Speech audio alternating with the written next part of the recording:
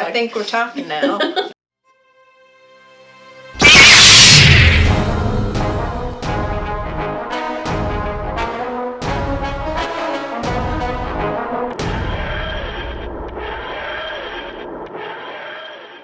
So I don't know how vegetarians are culturally appropriating anything, but my grandfather didn't like meat for the most part, but he would never have called himself a vegetarian. No, you don't do that. No, he didn't like chicken. He didn't like wet chicken, and I certainly don't like wet chicken. Wet chicken. Like in... Why would it be wet? Because if it's in chicken soup. Oh, chicken soup is just wet chicken. Or, like, raw chicken's disgusting. Like, the smell of raw chicken makes me want to die. Before I rented this space, when I was looking for a new studio space, I was looking around, and there's a place on the corner of Hudson and Summit that's right next to a wing. Yeah, I know where you mean. So it's Baba's right now. Mm-hmm. I was looking at that before it turned into Baba's, except they're next to the wing place, and I can't stand the smell of raw chicken. Oh. So I was like, oh! I can't even think. This has nothing to do with anything, but I've never had ribs and I've never had wings. I actually love chicken wings, though. I've never had any of that stuff because I went vegetarian early enough that it really weirded me out. And so when people are like, you've never had wings, you've never had ribs, I don't know, I just didn't want to get messy. Yeah, I like getting messy when I eat. I am a vegetarian now. I haven't had ribs in ages. I do love good ribs. And I am going to be, fair warning to people, I'm going to be breaking my vegetarianism on my vacation because I'm being taken to apparently a place that has great chicken wings. What the hell? Podcast over. I'm just sharing, and I said that they have to be really good chicken wings for me to be breaking my soul. Then I'm going to be very sad for the chickens that died for the bad chicken wings. Just in general, really, but... I know. I don't think I could digest chicken anymore. We'll just see how it comes out. It could be a very No, nobody's gonna see how that turns out, actually. Anyway, okay, so this episode we're talking about cultural appropriation. I don't know how vegetarians are related to that. I don't remember. Maybe Lauren's notes. We just follow Lauren's notes. Yeah, and it said vegetarians? Question mark? But this is from a few days ago. However, I think it might be quite obvious that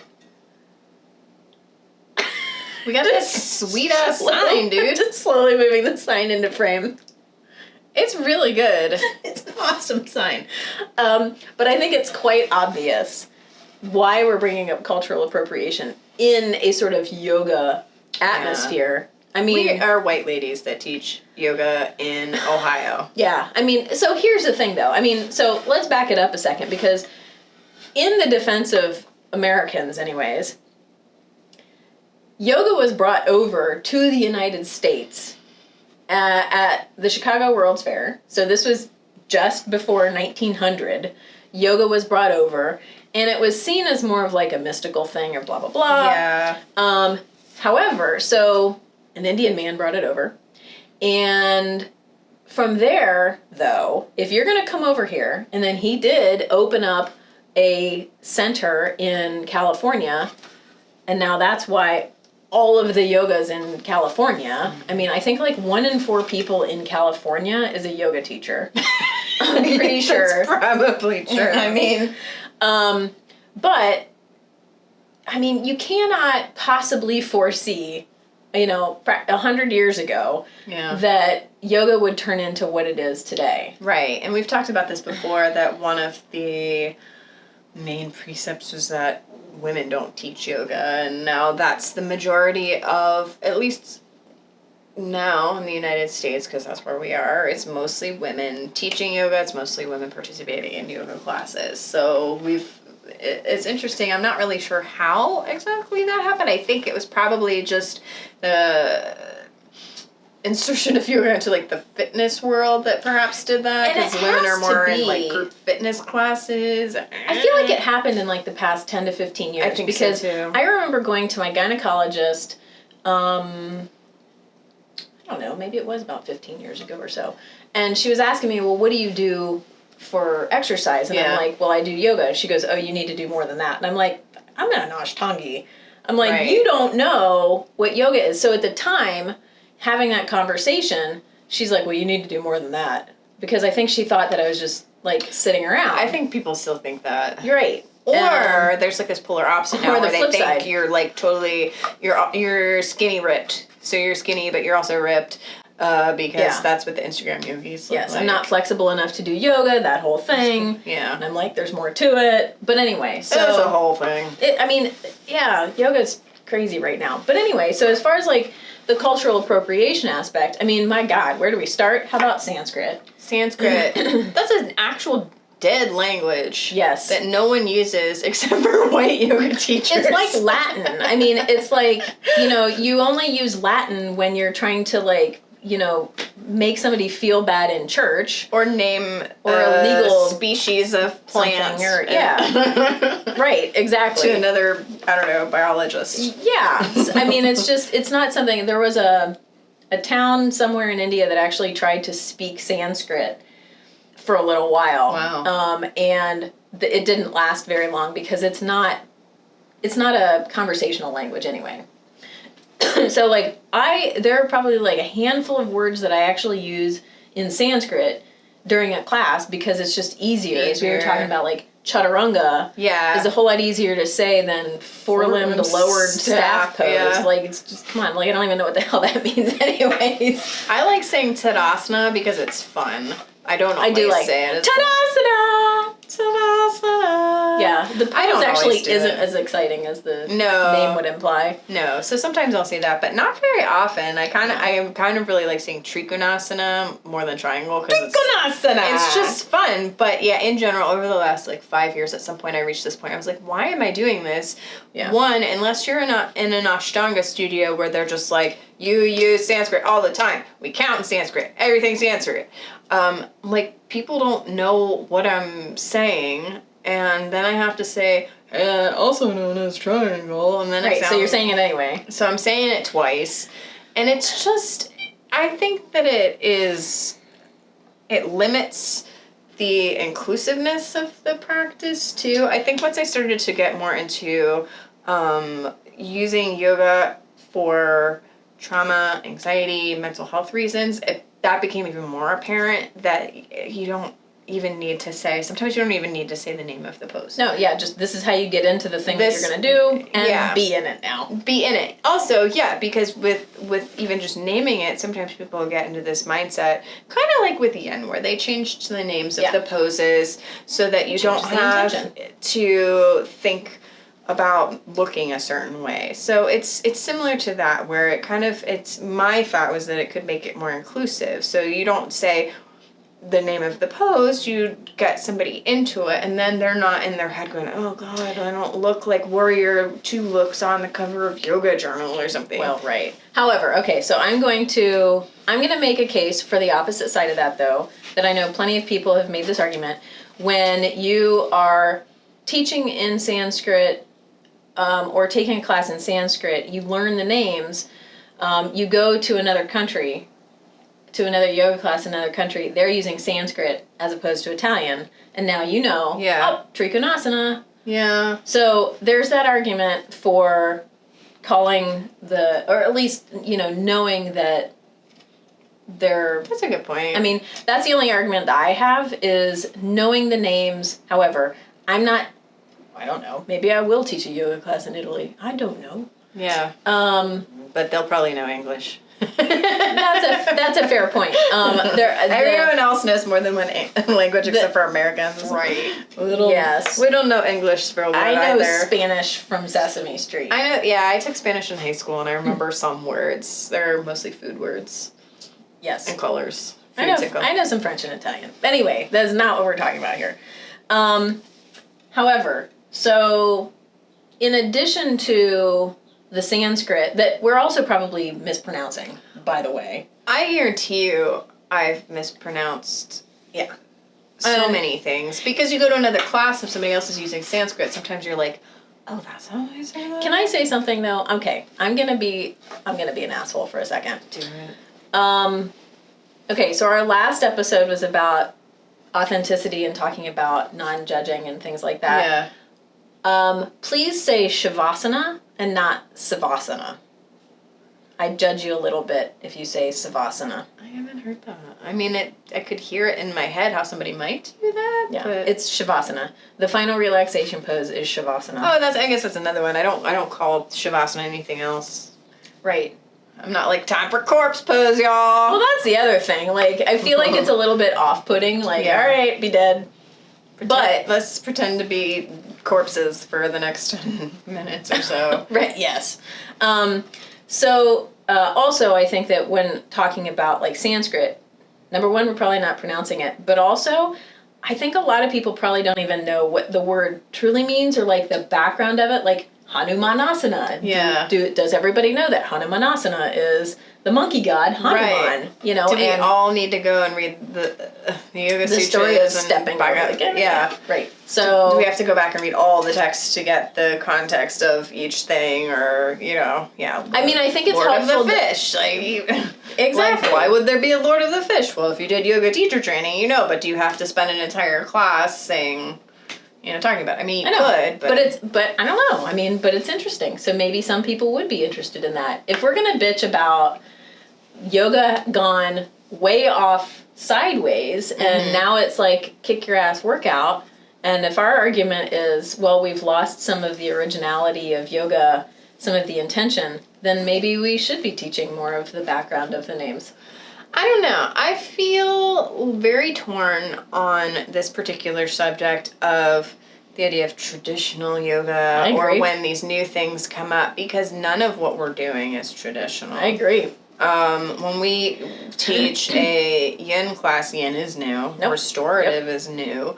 Even the styles of hatha that we teach, they're It's only not a couple hundred years old. I mean, and some of the things British we're doing, and some of the things we're doing are probably maybe like 30 years old. Certain poses, things like that. And I make up poses. Because pigeon pose couldn't have been a thing in like 1890. No, because they had hips that were open enough anyways. They didn't need pigeon pose. So that's where I get caught up and where I start to complain about it, and then I'm like, what am I even complaining about? Because I'm not even using yoga as a tool for people to become enlightened.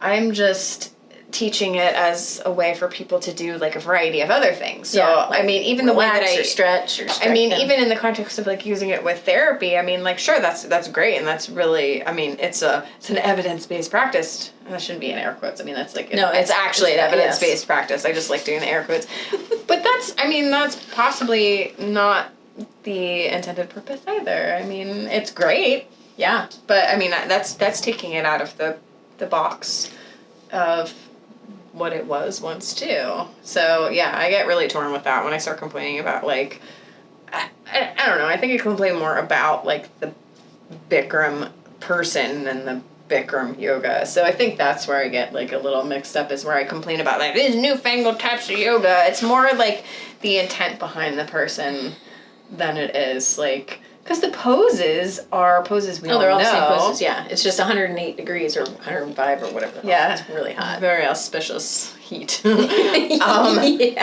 But it's just like you do eagle, and you're standing forward bends, and you do like, I think you do pyramid. It's not, the poses aren't fancy. It's just the intent of the person that created it. I think that's where I'm having trouble like differentiating. I agree. My frustration with yoga is when, it's the intent of the person that's creating the thing more than anything. Because we both teach yin, we both teach restorative. Yin, I mean, has maybe like 2 or 3 people that kind of created it and started it. As far as I know, no scandals. I agree with you on that. with I them. feel like, And their poses, again, we already know. Yeah. They're poses that are easy, simple, they're nothing crazy or fancy. Restorative came from more Iyengar, but wasn't Iyengar, so why are these things different? Yeah. And we're rolling. No, I guess I don't need to keep holding it. We've got to figure out how to... creepy. You could float it into the green screen somehow. Yeah, you like- could. Night. Like, for virtually, I think you probably mean. Yeah, yeah. Okay. Not like actually holding it. That's not floating. That's holding. Yeah. There's a difference. Okay, so... Oh, I did want to say, though. So we're talking about cultural appropriation. I think we may also mean cultural misappropriation, too. Yeah. Yeah. I think that's the distinction because America. Merca. America. We are nothing is, but cultural we're a appropriation. mishmash of everything. I mean. Yeah, by definition, I mean, that's what we're supposed to be. Yeah.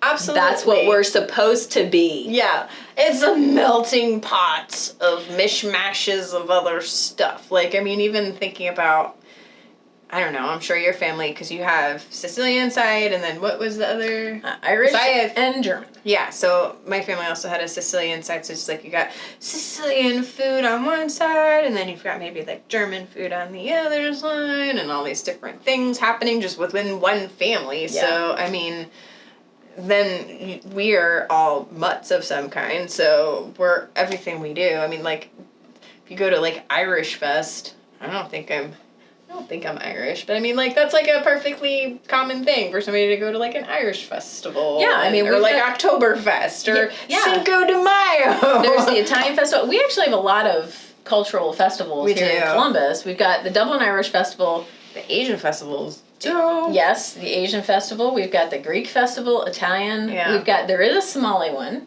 It's That's small. awesome. I think there's a Turkish one.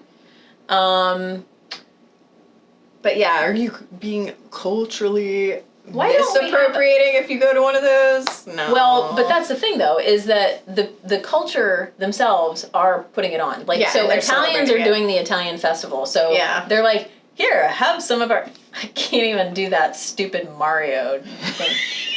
it's Have some pasta. I can't even... good lord. It pisses me off. Because Italians don't talk like that. Anyway. I'm gonna die. God. Anyway. So they're the ones putting it on. Yeah. I was going someplace clever. It was like with like Coachella and white girls wearing Native American headdresses. I think that's where we get Yeah. where things get a little. Why don't we have a big Hispanic population. Why don't we have some sort of festival for... Dude, we might. Isn't there a Mexican festival? There has to be. I I don't know. think I don't there go is. places. Well, that's a fair point. We really do have a huge Hispanic population. I feel like we should have some sort of... We probably do. I'm going to use my Sesame Street Spanish the next time I see somebody, and I'm going to be like... Why is Donde it está festival? Por favor? I'm sorry. That was bad. So maybe I won't do that. Probably won't. Okay, so moving on. The thing that actually instigated this conversation was Palo Santo. Yeah, so there was an article. There have been many articles floating around about that. So you go to any yoga studio ever in the history of anything, or Yes. you talk to anybody that's remotely like spiritual or a little bit like crunchy, and not crunchy like in mean sense, but crunchy in like the like burns essential oils or things like that. We all have those little sticks of the Palo Santo. It smells really good when you burn it, so it's endangered. Yep. And it is this very specific tree that has a very specific process for getting the little twigs of the dried out wood. And also, it's not supposed to just be like distributed to every You're not white supposed to lady buy that it. teaches yoga. Yeah. But I mean, I didn't know that when I bought like a big pack of it last year. Because it's being sold, I mean, it's sold very inexpensively. Like, one stick is $1, and it lasts forever. And it's sold in a lot of different places now. Yeah. I think there was an issue. I think some of these articles started popping up because places like Sephora were selling them. Sephora, like last summer, I think, had some like how to be a witch kit, and it had like a little smudge stick in it of sage, and I think it had the Palo Santo, and it had like crystals and stuff like that, and people were like, what the hell are you doing, Sephora? You're selling like face masks and you're selling like these spiritual things, but it's kind of like, okay, what are we doing? Right. What are we doing? So the thing that got me more than anything was the fact that I didn't know. I felt bad. I'm like, okay, so now I have this like endangered species of tree. you're just gonna keep going with it because now that it's in your possession. Or now I know I wrote down vegetarians. Okay. So this does circle back. So when I became a vegetarian, I read up on it because I wanted to understand how to eat, what came from an animal, what didn't. And one of the things that people will talk about is if you're vegetarian, maybe consider don't wearing leather. So I was like, crap, but I already have these shoes that are leather. Oh, yeah. So I'm not going to throw my shoes in the dumpster because I decided to be a vegetarian because that's wasteful. So that was where the vegetarianism thing came in. It was like, if you already have like a leather jacket that was like handed down from like your great-great-grandma or something like that, you're not going to like set it on fire. I want to meet your grandma. I don't know. She in a leather jacket. But, I mean, you're not going to like set it on fire because you're like, I'm a vegetarian. Well, some people might. But, but that's unethical too, I think, to just be like, well, I'm a vegetarian now, so I'm throwing this all out. So that was kind of where I was at with the Palo Santos, that I still have some that I bought. So what is my intention moving forward with the few that I think I have like 3 sticks of it left, and I burn it in my house when I meditate. Yeah. So, okay, I am admitting I know better now, and I'm not going to buy endangered tree bark, but how do I move forward? Well, and on top of that, I think talking about the cultural, I'm going to say misappropriation with this, is that frequently also the Palo Santo, I mean, it means sacred stick. Yeah. And so the whole point of it is that it's supposed to be blessed by a shaman or something like that in order for you to get the sacred healing properties of the thing. Whereas we're kind of just burning it because it smells good. I mean, so like the whole damn intention of the stick is being completely overlooked and I will say wasted. So my argument is also, if you've got some, when you burn it, recognize that maybe it wasn't blessed by a shaman and given to you like it should have been. However, recognize that people see this as something sacred. Right. And so don't just burn it because, you made a smelly dinner. Use it and understand that this is adding something sacred and special to your meditation or your practice or whatever. You know what I mean? Yeah, I visited a friend in California it's still summer. This summer has been wild. It was not that long ago. It was like the end of May. So I visited a friend and we went to see a talk at Berkeley in California. And it was by a woman who is part of, I cannot pronounce her name now. I would have to like really struggle and embarrass myself. So she was part of a Mexican tribe, very, very ancient, very old tribe that is at risk of essentially dissolving and not being a tribe anymore. But her talk was on spirit journeys and peyote and how important peyote is and shamans are to that culture, and it's something that they incorporate into their lives at a very young age, not in the way that like college kids would be like, let's get some peyote, we're gonna trip our faces off. It's like to understand their ancestors better and to connect with each other better. So they have these very specific and spiritual and positive reasons that they do it. But one of the things they were noticing is that this culture is kind of like dissolving and disappearing as essentially, Americans and more modern things come in. But another piece of that is that people are going in and they're over harvesting the peyote. And there's a really specific way that you're supposed to harvest it. Like, you don't pull it up from the root. It's a cactus. If you want a cactus to regrow, you can cut it off and it'll regrow. Like any succulent is like that, but people are just ripping them up when they're, on their like fun summer trip in Mexico. So it was this whole talk on like the importance of, basically this woman was saying it is, because people were asking like, is it cultural appropriation if we go to Mexico to do an ayahuasca ceremony or a peyote ceremony? And she's like, are you doing it with a shaman, somebody that's been doing this, somebody that's been trained by their people to do it, or are you just like buying it from somebody on the street and then just going and having a fun night out? And she kind of put the same thing out, that it's the intention behind it. It's not for you to like buy on, the street and then just get high and go be an idiot. It was meant as something that is to bring you closer to your family, essentially, and then your family's family, generations of family. So I thought that was really interesting and cool way to look at it. And it was also on the art that people would make while they were, it was a kind of like visual representation of what they saw on some of these journeys too. So, that's another one too, where kind of like Western culture is capitalism. I'm going to talk about capitalism on all of them. Like, we can't help it. Like, we live in a capitalist society, so I'm not one of those people that's going to be like, I'm going to go off the grid and... As much as I'd really like to, I don't know. It's not realistic. I'm trying to... So I just got my LLC and a business checking account. Like, I can't say capitalism is the worst thing ever because capitalism is going to help me pay my bills. It's the intention behind the thing.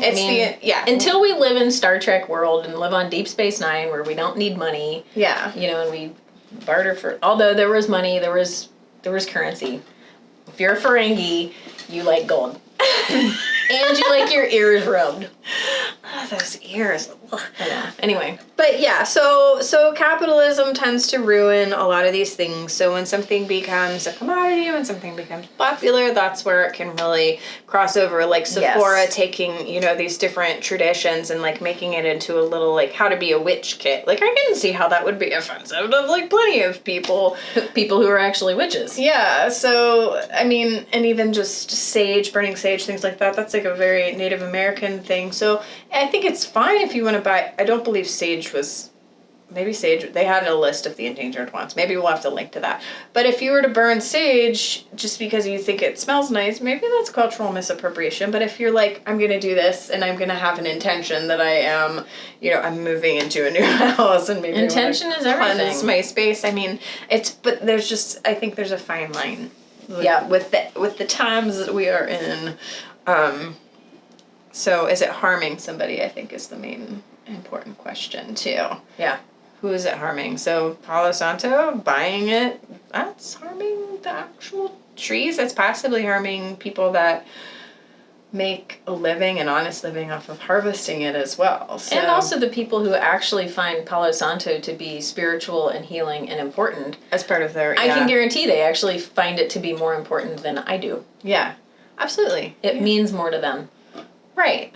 Yeah, and that's, I think, one of the very first classes I had in grad school was on these kind of ideas, and we were asked to talk about what our culture meant to us, and this was for everybody in the class. So there were some people from different countries, and so that was really easy, but what it was meant to do is it was meant to get all of us, like, essentially European American people to think about the fact that we don't think about having a culture. I specifically feel like I don't. Yeah, because it's normal, because it's like normalized. When you talk about, I don't know, this is a weird take on it. So the word like heteronormative, like the idea that just like heterosexual couples are the normal thing and everything else is the other. So this is like a Euronormative, American normative. Oh, yeah, sure. I don't know. There's probably a word for it, but I can't think of it right now. I like Euronormative. Yeah. Makes sense to me. It's a new word. But it was really hard, especially for the younger people, to answer those questions because they could not think of anything that was cultural about them. They were just like, what? We all eat the same stuff and we all do the same stuff. What's my culture really? And so then it got complicated because people were like, well, what are you trying to say? I think that is something that's more difficult for European Americans. That was like one of those things that just delighted me when I heard that. I was like, yes, that is it. Because we're all just like a mix of all of, like, white people are just a mix of, in general, mostly European stuff. Yeah. I mean, most of us are like English or Irish and some other stuff. I think that's why, at least, so living, when we were talking about the different festivals and things like that, I am very tied to specifically my Italian, my Sicilian, let me be specific about it, my Sicilian and my Irish side. And the irony, the weird part, is that I am majority of me is actually German, like following my lineage back. However, I think what I love so much about the cultural festivals is that it makes me feel like I belong. Oh, yeah. You know, because I feel like the challenge that I have with living in a melting pot is that we've all assimilated then, you know, and then what is there special? And so if we're all the same, then there's, you know, like I'm just so envious of people and groups that have that thing that binds them together. Yeah. And so that's why, like, I love my Italian side and my Irish side, and I'm really trying to embrace my German side. Yeah. Because, like, there's a cultural identity to that. And I think to just summarize everything we've just talked about, that's really all it is that people want to feel like they belong. Mm-hmm. That's really the common thread for everybody, is that we want to feel like we belong, and we want to feel like we're part of something. And I think when people cross over into these spaces where they are participating in things that are culturally misappropriating things, they're trying to feel like they belong to a culture or some kind of, you know, tradition that they don't. And I think for a lot of people, they don't go into it like the Coachella girls wearing like Native American headdresses. I don't think that they were sitting around thinking like, how can I be evil and awful today? Yeah, who can we insult today? They really weren't. I mean, I think that there's just this inherent desire to feel like we belong to something, and I think that's the stem of it, but it's still important to talk about it. So if wanting to feel like you belong to a certain culture involves literally harming a forest or literally taking, you know, income away from people within a village, I mean, that's a problem. So I think it just does all come back to like, why are you doing it? What is the reason, and what is the potential benefit, if any? I mean, I don't want to get into a big conversation about it, but I'm going to just throw it out there, is that arguably everything that we just said right there is likely why our country is in the position it is right now. Because I've been thinking that too. You know, yeah. I feel like and I'm trying to think, you know, of people on the other side. So I'm, you know, a liberal, clearly. So what? I'm out. But I mean, like, the divisiveness that we see in our country right now is people who are struggling to keep their identity and to feel like they belong somewhere. Mm-hmm. And it's that us and them type thing. Right. It's really rough right now, and we are moving to a place where white people are not going to be the majority, and there are a lot of people who feel really afraid for similar cultural reasons, even if they don't feel like they have a specific culture. None of us want to feel alone. Mm-hmm. And so the direction that can take can be really awful and really scary. So I think that's why it's important to talk about this stuff and be more open about it. And that's the answers. And that's where you can prevent the things like hatred of other cultures. So we're talking about like cultural misappropriation, and what we want to avoid is that othering and disdain for other cultures because they are different, or like we talked about in our last Rebel of the Week, the issue was that this really amazing cosplayer created a Starfleet uniform, but she had a hijab on, and so there was a lot of pushback from that because people were like, Muslim women cannot be a member of Starfleet. Like, okay, so that's where I think it starts to creep in when people are like, other cultures equals bad. My culture, good. Yeah. Oh, God. Anyway, yes, you're right. Okay, so speaking of Rebel of the Week. wiki. Rebel of the Week. Tessa Thompson. We talked a little bit about Tessa Thompson in our Pride episode, so it's just confirmed that Tessa Thompson, who is who is a bisexual woman, is going to be portraying Valkyrie in the new Thor movie. And Valkyrie, we mentioned in that Pride episode, is a bisexual character, so they're writing that into the storyline. So she will become the first LGBTQ character in that Marvel universe. So not the comic books, because we talked about that. The comic books, they kind of been on board with like diversity and inclusiveness for a while now, but the actual like the Marvel movies universe is going to have that MCU. Yeah, and so she is outspoken about that, and that's really cool. So she is our Rebel of the Week. Yay! Eagles. Yeah. Okay, so then now it's the book of the week. I gotta read this book. Okay, so the Dharma of Star Wars. This is actually the revised and extended version. He has now written this book twice, 2005 and 2015. And so he's included more stuff about Star Wars, but essentially this guy is he is an ordained member of, I've never been able to pronounce Thich Nhat Hanh. Thank you. His order. He's been a Star Wars nerd since he was a kid, and he's even got a picture in the back to prove it of himself in a Vader mask from like 1977. Anyway, so he binds together the forces of Buddhism and Star Wars to help you understand Buddhism a little bit more, and he brings in a lot of aspects of the various Star Wars movies, and puts it, I think, in a great way to help you understand. Number one, George Lucas had a lot of Buddhist stuff, Zen stuff, when he was writing to begin with, and we've sort of brought that along, in the subsequent movies.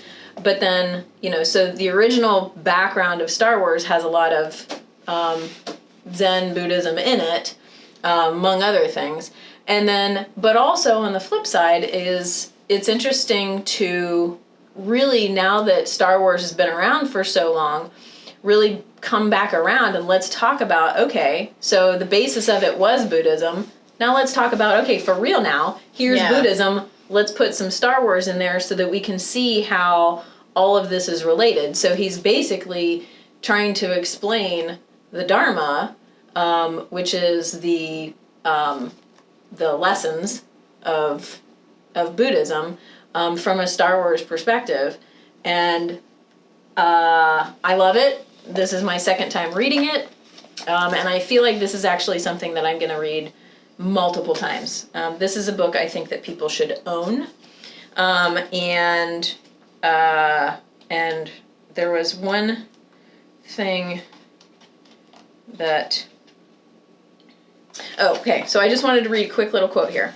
So he says, karma is an intentional action or thought. It is the action or thought itself and not the result of an intentional action or thought, as is sometimes believed. Reading this book is karma. The result one acquires from reading this book is called karmic fruit, the result of the seeds of karma coming to fruition. For there to be karmic fruit, there must be an intentional action or thought. So going back to intention and so forth. So everything that you do, reading this book will therefore plant seeds that will come to fruition later on. So anyway, love it, recommend it. And he even talks about, like, is Yoda a Zen master? He answers that question. Do Jedis practice mindfulness? Did attachment cause Darth Vader's turn to the dark side? That's pretty sweet. Yeah. Anyway, so if you enjoyed this episode, please click like and subscribe. Go to our Patreon page and Instagram and Facebook. We're everywhere. Go to all of those things. You can't avoid us. No, you can't. No. And you can read more about the Tessa Thompson in the upcoming Thor movie if you go to our Facebook, because there's a link on there about that too. Yeah. Sweet. All right. Great. Keep the rebellion alive, y'all.